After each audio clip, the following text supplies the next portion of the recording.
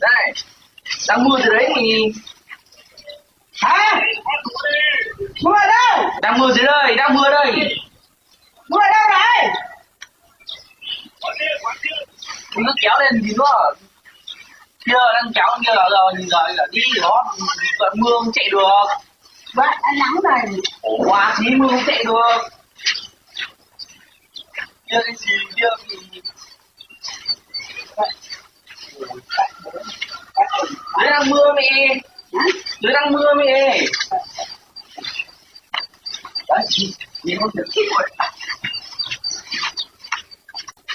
Đây. Hey. Chị chết mưa rồi. Hả? Mưa rồi. Mưa đây. Mưa. Mưa mẹ rồi.